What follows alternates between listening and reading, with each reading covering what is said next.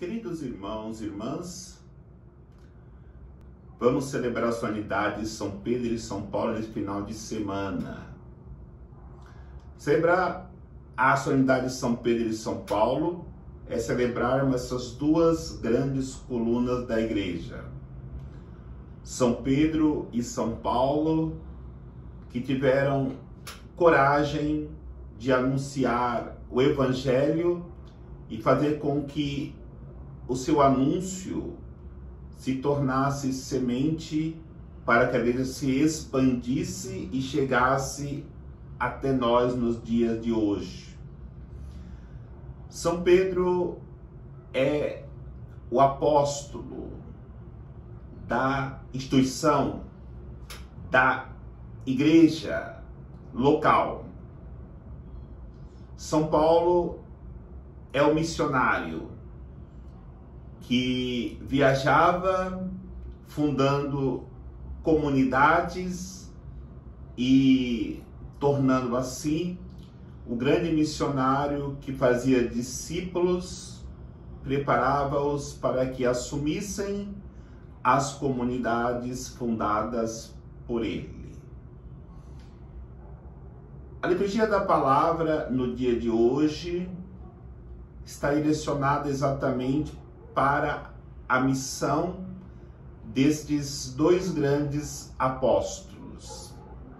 E a primeira leitura apresenta São Pedro, que estava preso, já que os judeus lhe perseguiam porque não gostavam do cristianismo.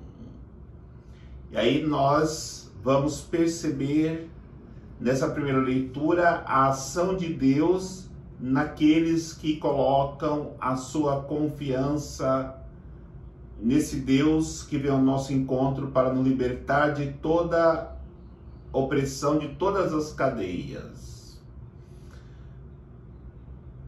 Pedro está preso, vigiado por 16 soldados, com as cadeias presas nas mãos e nos pés.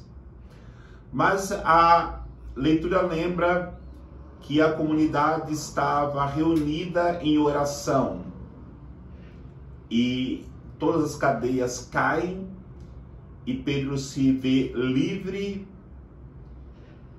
e consegue sair daquela situação. Exatamente é o que nos ensina a leitura. Quando nós trabalhamos para Deus, não existem cadeias que não possam ser arrebentadas. E a igreja é uma comunidade. No momento que um irmão está em dificuldade, todos devem se unir para que aconteça a libertação. E quando a comunidade está em oração, Deus ouve a necessidade daquele que está com maior dificuldade, principalmente quando este membro da comunidade é alguém que dedicou a sua vida, que trabalhou incansavelmente para vencer as forças inimigas que procuram atrapalhar o projeto de Deus para a libertação daqueles que vivem na opressão.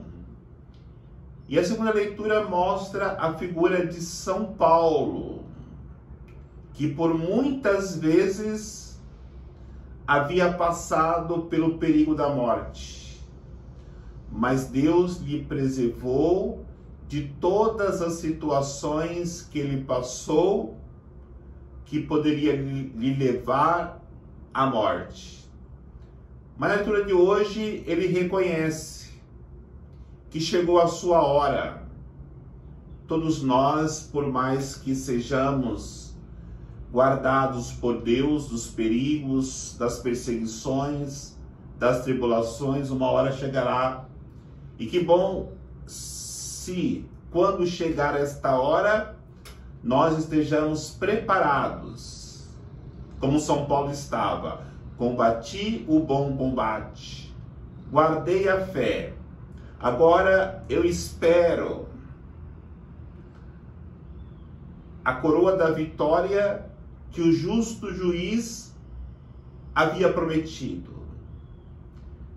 Então encontramos São Paulo preparado para o martírio. E diante desta realidade, podemos ver nessa festa do martírio de São Pedro e São Paulo a realidade de que todos nós, como cristãos, temos que estar preparados. E diante desta realidade, Jesus nos ensina que a nossa vida como discípulo, como apóstolo, não será uma vida fácil.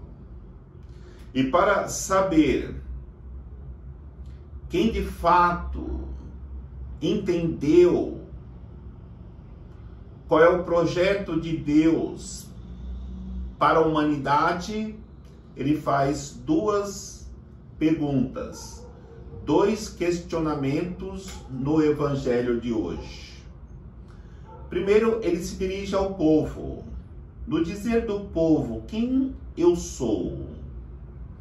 E nós entendemos que o povo, a multidão, deu uma resposta que colocava Jesus no mesmo nível de Elias, de Jeremias, de um dos antigos profetas.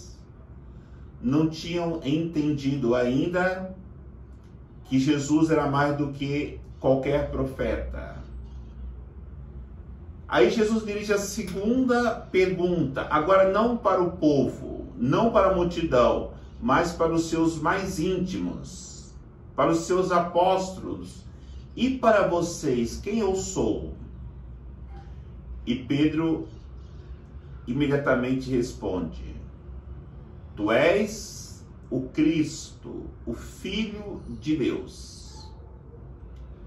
Diante dessa resposta de Pedro, Jesus imediatamente dá para Pedro a condição de se tornar o primeiro Papa da sua igreja. Então nós temos aqui dois pontos de reflexão. Primeiro ponto, uma reflexão cristológica, que está na resposta de Pedro: Tu és o Cristo, o Filho de Deus vivo. E outro ponto eclesiológico, quando Jesus diz que daria a chave da sua igreja para Pedro e que as portas dos infernos não prevaleceria contra a sua igreja.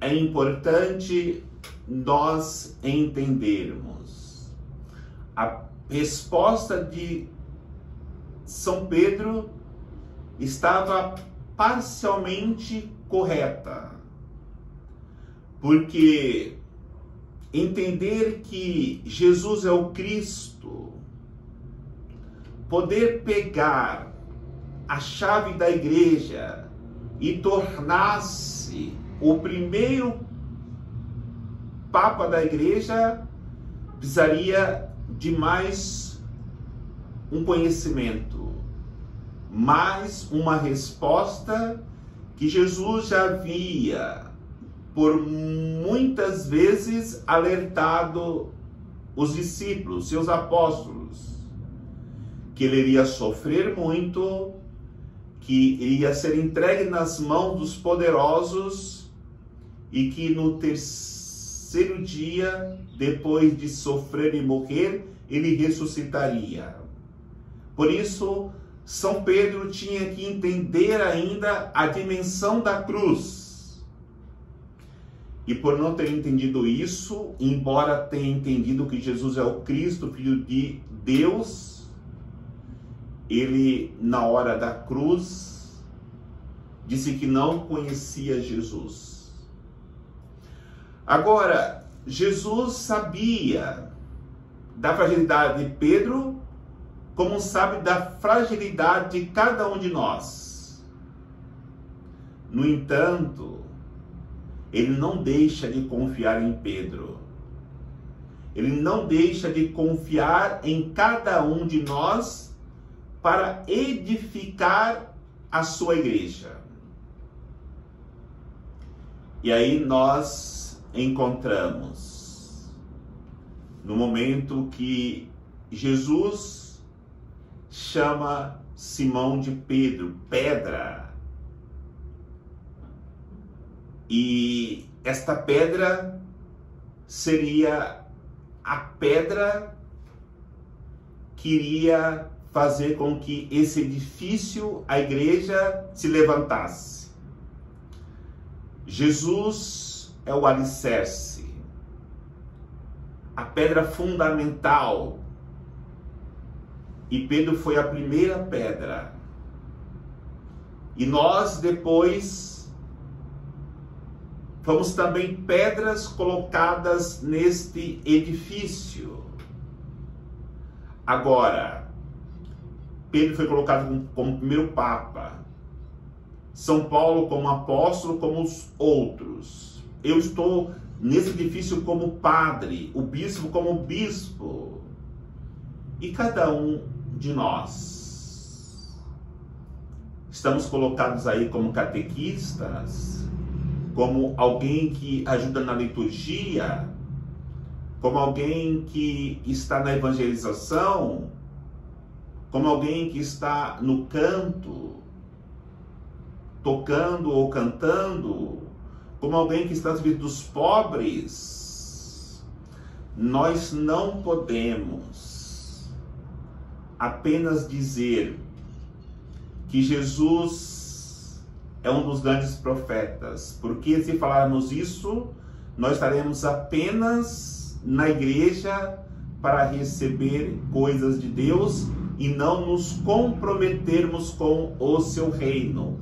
Nós precisamos nos comprometermos com o reino de Deus, e só se compromete com o reino de Deus aquele que se coloca como uma pedra para crescer, para edificar o reino de Deus. É claro que muitas vezes achamos, eu não sou um papa, ou eu não sou um bispo, eu não sou um padre, eu não sou um diácono, eu não sou um religioso ou uma religiosa, ou sou, mas no entanto não me valorizo. Cada pedra, por menor que seja nesse edifício, será uma bênção, será uma graça grande para o Cristo, para que juntos levemos a humanidade a experimentar a salvação. E interessante nesse mosaico que a igreja, pela nossa vocação, cada um tem o seu lugar determinado. E se nós não nos colocarmos nos nossos lugares, dentro desta igreja que se levanta como um edifício, ficará lá um buraquinho, porque nós não preenchemos os nossos lugares. É claro que sabemos, como eu iniciei esta reflexão, da importância da pedra Pedro, da pedra Paulo, colunas desse edifício. Mas não é que nós não temos a nossa importância na edificação do reino de Deus. O pouco que fizermos, nós nos tornaremos importantes para Deus, porque Deus ele não está preocupado com muito que nós damos, mas está preocupado com o pouco que nós damos com amor, e assim edificaremos o reino dos céus, aqui no coração dos homens. Diante desta realidade, desta reflexão, nós ouvimos Jesus dizer que o mal não prevaleceria contra a sua igreja, que a porta dos infernos não prevaleceria contra a sua igreja. E quando ele fala isso, ele não está falando do inferno como nós conhecemos, fogo ardente. Ele está falando do mal presente no mundo, do mal que destrói a família, do mal do adultério, do mal das drogas. Ele está falando do mal da divisão, da fofoca, da dificuldade da convivência fraterna entre as pessoas. Este é o mal que Jesus vai dizer que não prevalecerá diante da sua igreja, será derrubado. E por isso nós teremos estes instrumentos, como foram São Pedro e São Paulo, para derrubarmos tudo aquilo que é investida contra a igreja. E sabemos que essa palavra de Jesus se cumpriu e se cumprirá até o fim dos tempos, já que durante esses 2000 e poucos anos de história, muitas tentativas, até mesmo de pessoas de dentro da igreja, para derrubá-la, no entanto, jamais conseguiram e jamais conseguirão, porque essa igreja é conduzida pelo vigor e pela força do Espírito Santo, porque Jesus está presente em todas as suas ações para abençoar e fortalecer no seu amor esta sua igreja amada, embora pecadora, que será santificada por Jesus Cristo no coração de cada um que se dedica, como São Pedro e São Paulo, na edificação dessa igreja, que é o sinal do Reino de Deus aqui na terra. Que o Senhor nos abençoe, em nome do Pai, do Filho e do Espírito Santo. Amém.